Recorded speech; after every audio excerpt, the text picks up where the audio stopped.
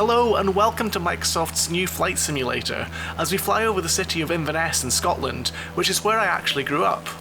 This simulator has recreated the entire world in an incredible amount of detail for a game, and that's got me wondering, are there any roller coasters or theme parks modelled in detail in it? And if there are any roller coasters, can I possibly fly through one of the loops in it, in a plane? I guess there's only one way to find out, so let's start off our hunt for roller coasters in Flight Simulator. Now I'm going to be flying with realistic settings, and also trying to control the camera at the same time, so this could get a bit messy. Also, to make things more interesting and challenging, to visit a park, I'm going to try and take off from a nearby airfield and then locate it manually.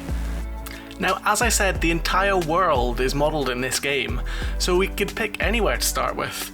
But I'm thinking we should start somewhere that could possibly be modelled well. So let's start off at the roller coaster capital of the world, Cedar Point. So the nearest airport to Cedar Point is here in Sandusky, so let's set it as our departure and get underway. So here we are on the runway, let's throttle up, put the flaps down, and it's chocks away. The plane I've picked to start with is the Cessna 152, which is quite simple to fly, has a high wing to allow better visibility of the ground, and crucially can also fly quite slowly, which makes it good for sightseeing. For other parks, I'll be trying out some of the other planes in this video as well, to see how differently they handle. So now we're off the ground, let's skip forward a bit to our approach to Cedar Point. If you've ever visited Cedar Point, you may recognise some of the layout already, as driving across this causeway towards the park and seeing everything get closer is something you won't forget. Now, not all the world in Flight Simulator is modelled to the same standard. Some areas are handcrafted, some are made using a combination of aerial or satellite photos and a smart AI, and some places are made using a technique called photogrammetry, which involves taking lots of photos of a place from different angles and putting them all together to create an accurate 3D model. Unfortunately, it seems like Cedar Point has been left to the AI to interpret, so sadly it doesn't look like there's any 3D coasters here, but I know for certain that some do exist in game. Despite this, we can still pick up a few landmarks as we come to the entrance here, as you can see Blue Streak to the left, and as we move further up, we'll see more of the park. Now if you look closely, you can actually see that the station of Wicked Twister has been picked up by the AI, but sadly the rest of the coaster isn't modelled. And if we look over to the left here, you can just about pick out some bits of Millennium Force peeking through. But one thing I do notice is they do seem to have gone a bit overboard on the trees in the park, which can hide what you're trying to look for. Like below you can just about see Gemini as well, and here we don't have Steel Vengeance, but it looks like we actually have Mean Streak, so I suspect that the photos taken of this park were from several years ago. So as a place to start this adventure, Cedar Point has been a bit disappointing, but you can't deny it's still impressive that they seem to have modelled all the actual buildings, if not the roller coasters. In order to have the best chance of finding some 3D roller coasters, I think it's probably best to look for parks located in big cities, as they're more likely to have been built using the photogrammetry technique, as this should mean they're more accurately rendered. With that in mind, it's time to head off to New York, as Manhattan is featured in some of the trailers for this game, and it looks very impressive, and I'm wondering whether that level of detail will extend to the famous Luna Park in Coney Island. So here we are, flying over New York, and if we look to our left we can see a large beach, and if we fly a bit closer we should be able to start picking out some more details. So we can now see a big wheel and some other fairground rides, and yes indeed, a coaster in 3D. Unfortunately the space in between the track looks to be a bit too solid to fly through, so I won't be doing that at this park. Let's fly around the iconic parachute drop tower to get a better look, and indeed, here we have the rollercoaster Thunderbolt, a rather rough ride manufactured by Zamperla. The most famous ride at Coney Island though is this next one, the Cyclone. Now unfortunately this wooden coaster seems to have returned to nature a bit in this game, as there's a bunch of trees growing out of it, but nonetheless here it is, modelled in glorious 3D. Let's have one more flyby of Luna Park before we head to our next destination on the other side of the world, as we're off to Australia. More specifically, we're headed to the city of Gold Coast to visit two parks which are also in 3D, the first of which being Warner Bros. Movie World. Now, I might have picked the wrong aircraft here, as this VL3 doesn't like to be flown at low speeds, and is quite a bit twitchier than the other planes. Still, we can pick out some of the coasters without too much difficulty, including this one, Superman Escape, which is a really underrated Intamin launch coaster, with an impressive dark ride section that wouldn't be out of place at a Universal Studios park. Again, it seems to be a bit overgrown, and unfortunately, the park's most recent coaster, DC Rivals, doesn't seem to exist here yet. You can still make out their SLC though, which is an extended model with an extra helix, although we know that making an SLC longer doesn't make it better. Sticking with Australia, let's head to their other big park, Dreamworld, which is a rather strange depiction here. Whilst a good proportion of the area is modelled in 3D, some bits are missing, including their largest ride, the giant drop and now closed Tower of Terror 2, which was once the tallest roller coaster in the world. You can still make out the flat impression of it on the ground, which makes it really quite strange how other parts of the park are in 3D, but this one isn't. Let's continue our journey, this time to Europe and the wonderful city of Copenhagen in Denmark. Now this is a city I know was modelled in 3D, so let's hope that the famous Tivoli Gardens park will be properly represented, and indeed, here it is.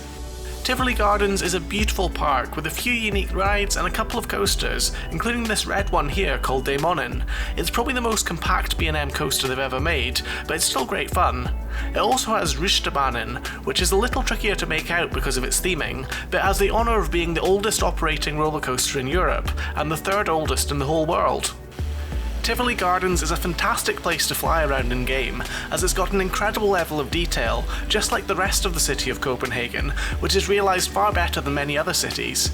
The two large towers, a Skyflyer and a drop tower, also give you something to fly around if you're feeling particularly acrobatic or daring. Unfortunately, not every park or city in Europe looks this good, and some can prove quite difficult to access, case in point being my attempt to visit one of the largest parks in Europe, Europa Park. I picked a nearby airfield, but when it loaded, things didn't look great, as I was parked very close to a hangar facing it, and the engine and everything else in the plane was turned off.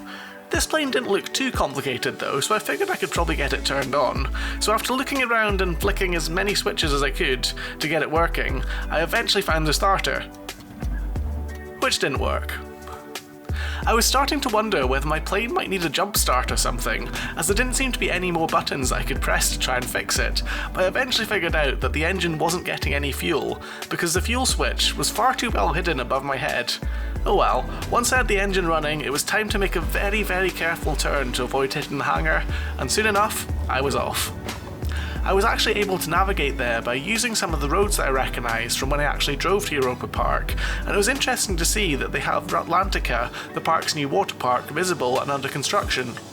The rendering of the park was a little disappointing, although you can make out some details, such as the shape of the Colosseo Hotel, and a reasonable representation of some of the other park buildings. None of the roller coasters were 3D, however, but you could make out some of their impressions on the ground. One thing I noticed was that the areas where there were water rides actually had water programmed in, so I decided that as this plane was amphibious, I'd try and make a water landing inside the park, specifically in the area inhabited by the water coaster Poseidon. Whilst I managed to touch down on the water, it was simply too short an area to land, so I had to make a rather hasty emergency abort to avoid crashing. It's still impressive that water rides are actually modelled as water in this game though. Next up, I decided to visit a park that I haven't actually been to before, the infamous Laronde in Montreal, Canada, which unlike Europa Park, has a rather impressive 3D recreation in this game. A lot of the rides are easily identifiable, with the only distracting thing being the weirdness of a nearby bridge, and again how some of the rides seem a bit overgrown. It looks like the coasters are some of the most detailed in game, and you can even make out the park's name on their observation tower. The rest of Montreal looks very impressive as well, and is a city I'd love to visit someday. In this game, Laronde looks great, though that's probably the only time you'll hear Laronde and great in the same sentence from what I've heard about this park. Oh well, let's head to another American park to continue exploring, this time off to California and Six Flags Magic Mountain. Starting out in Santa Clarita, Magic Mountain proved quite easy to find as it contains the tallest roller coaster modelled in this game. As I flew closer, more details loaded in, and you can make out nearly all of the park's roller coasters. The biggest one here is of course Superman Escape from Krypton, which stands at over 400 feet tall and launches you to a speed greater than 100 miles an hour before you go up this large spike and fall straight back down to Earth. It's a short ride, but still a very impressive one. We also get a nice view of one of the best flying coasters in the world, Tatsu, with its orange track that twists all around the top of this park. You can even make out the huge loop of Full Throttle, although again it looked a bit too solid for me to fly through. That didn't stop me attempting to fly some aerobatics around the park however, as this Cap 10 aircraft was great fun to fly. Magic Mountain currently has more roller coasters than any other park in the world, although it may very well lose that record soon to the next park I'd visit, Energylandia in Poland. Whilst the park isn't fully modelled in 3D, I thought it'd be interesting to see how up to date the satellite imagery was, as this park has expanded at an incredibly rapid rate. Looking at the park, you can see that their huge hybrid coaster Zadra is still under construction, which places this somewhere around late spring 2019. It's interesting to see, however, that the buildings of the area surrounding Zadra are actually picked up rather nicely and can clearly be made out. Heading further afield, I thought I'd visit the fastest roller coaster in the world, Formula Rossa at Ferrari World in Abu Dhabi. Shortly after takeoff, I could make out a large red object which appeared to be Ferrari World, however it certainly looked a bit different from what I was expecting. In reality, the park is a huge curved dome structure, but here they seem to have made it into one ginormous block of flats or an office building. The source imagery seems to have been a bit out of date as well, as you can't see any sign of their other large coaster, Flying Aces, so the depiction has to be over 5 years old. In that time, a whole new Warner Brothers park has been built next to Ferrari World, although strangely, the external structure, which wouldn't have existed when the satellite imagery was taken, has been rendered here. The Ferrari World dome is completely flat however, to the point where you can even attempt to land on it.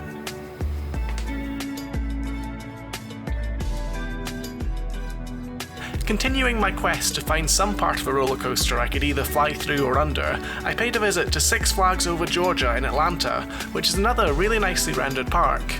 I was intrigued to find that whilst the coasters were all solid, their sky coaster appeared to have a gap underneath, so I decided to have a go at flying underneath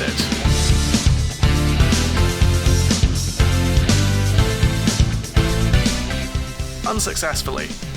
I thought I'd try something a little bit more manoeuvrable in the form of this Pit Special biplane, but again was unsuccessful. That still didn't deter me from having several more tries though, but I just couldn't quite get it.